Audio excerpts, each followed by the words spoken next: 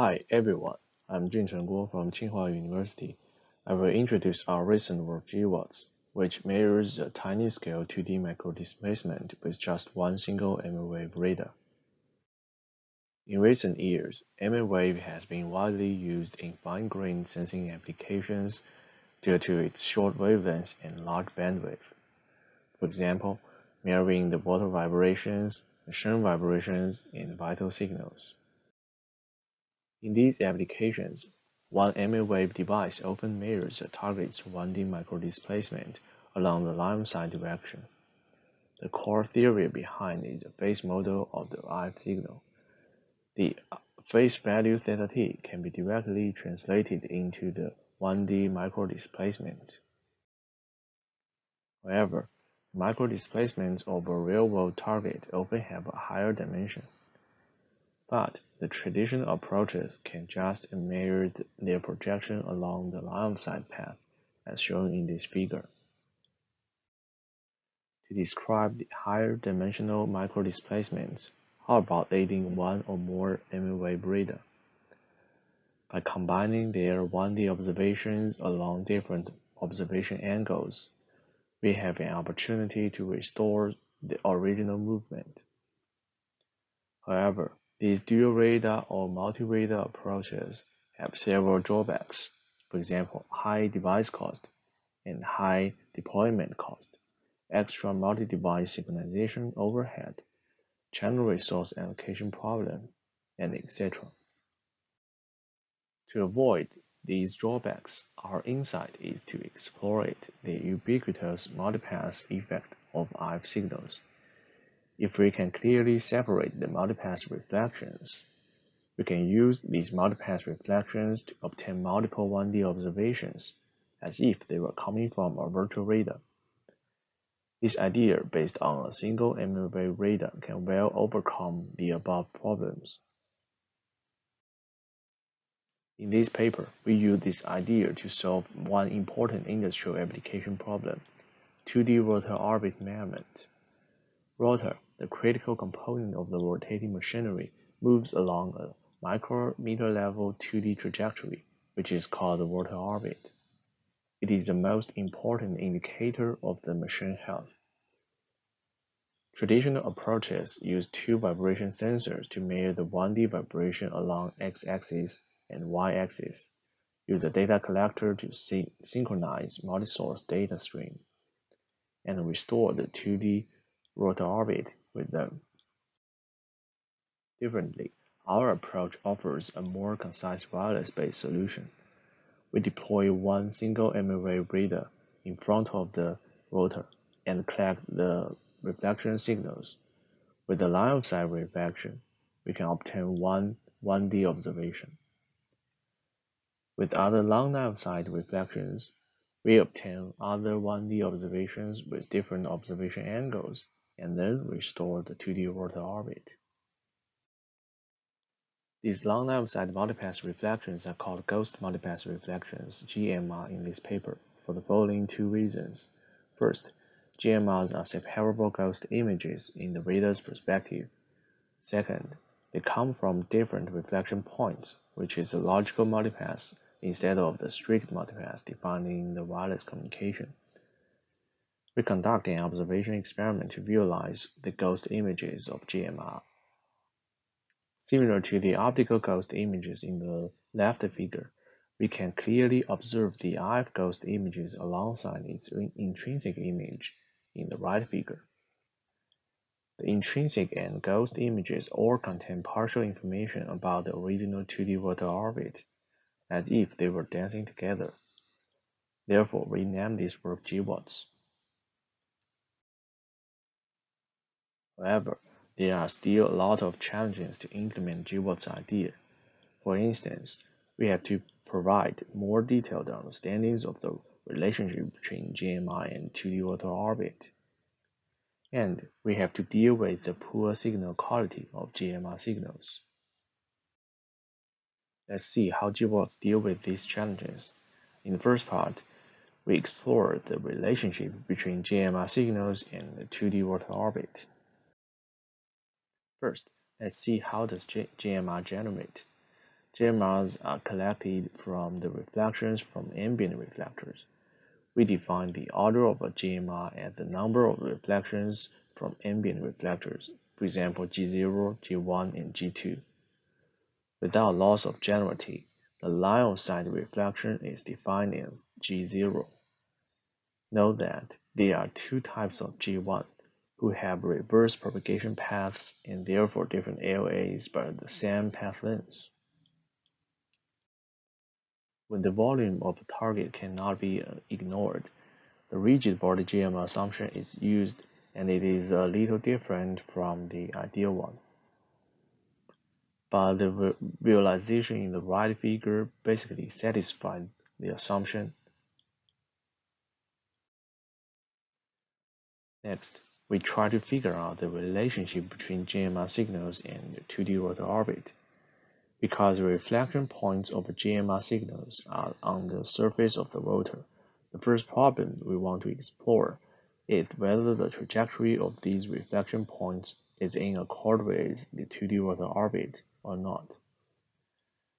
With these assumptions that the rotor surface moves along with the rotor itself, and signal reflections mainly obey the spectral reflection principle, we have proved that these two trajectories are the same with each other. The second problem is how do we translate the 2D rotor orbit into the 1D displacement embedded in one GMR signal. Suppose gamma is the incidence and exit angle of the GMR signal, and beta is its bisector. Then the 1D displacement D equals the average projection of the orbit O on incident and exit directions. We simplify this equation and find that D finally equals cosine gamma multiplying the 1D projections of O on the direction of beta. Based on the above relationship, we can restore the 2D rotor orbit with those extracted 1D observations from GMR signals. Okay, in the next part, we introduce the detailed design of GWaltz. This figure shows the overview of GWaltz. It mainly contains 4 steps. First, it finds and extracts GMR signals. Second, it extracts 1D observations embedded in the GMR signals. Next, it selects independent and high-quality 1D observations. Finally, it restores the 2D rotor orbit. In the first step, we have to deal with the low resolution of the raw mmWave signal processing chain. The original angle FFT suffers from the spatial resolution, which is limited by the array size of the radar. We adopt the signal processing techniques like robust Kaplan beamforming, Blackman window, DC component removal, and so on. Then, a CFA filter is used to detect the area where GMR signal is coming from. For each location being in the detected GMR areas, we extract the 1D displacement signal embedded in its corresponding GMR signal in the second step. Note that the extraction process is modeled as a circle fitting process, as mentioned in previous works. However, they often deal with the good SNR cases.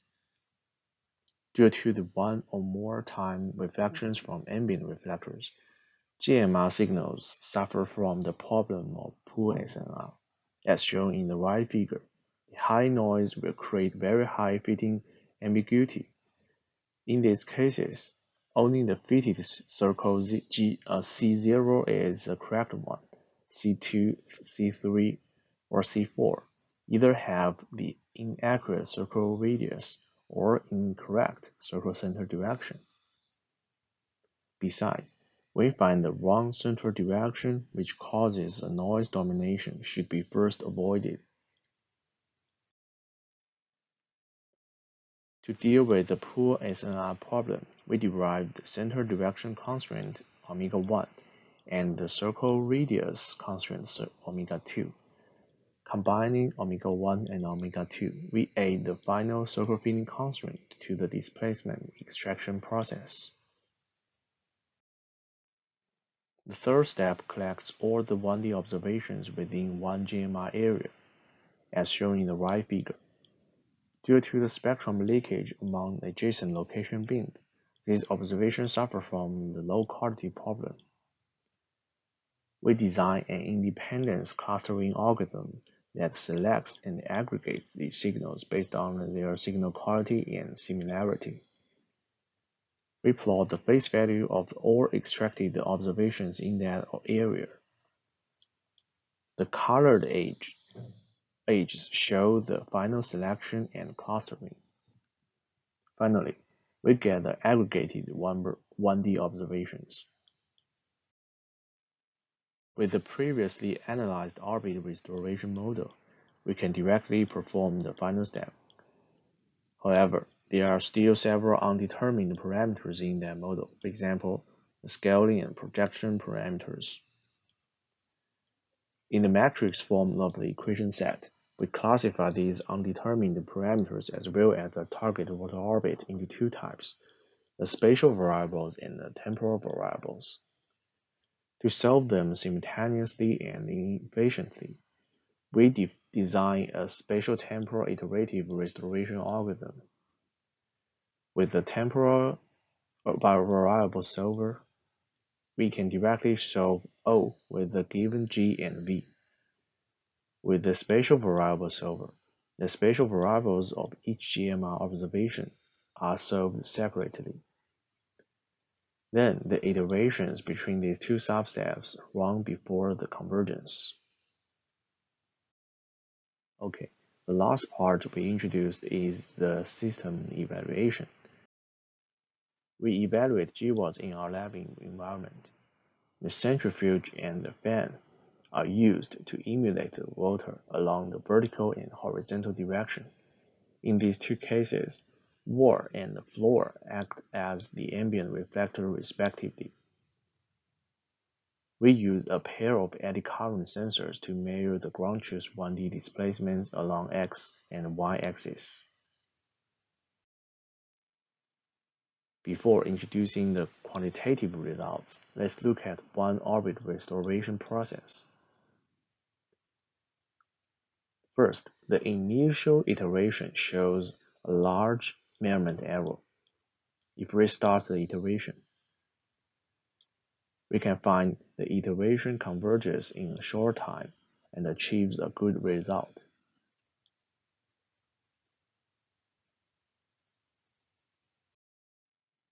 Moreover, the comparison to the sparse observation show that the advantage of GWaltz had used multiple GMR signals. For the overall performance, we consider the trajectory distance and shape errors, including eccentricity and orbit phase. The results show that the trajectory distance error of GWaltz is less than 10 micrometers, and you can keep good shape features. Finally, let's conclude our work. In GWaltz, we first explored the relationship between GMR signals and the 2D micro-displacement, design a series of signal processing technologies to overcome the problems in the orbit restoration process. Then, implement and evaluate GWaltz. We also plan to extend our work in the future. For example, measuring higher dimensional micro-displacement of a human body, such as the vital capacity shown in the figure. Thank you. Please visit our website for more details.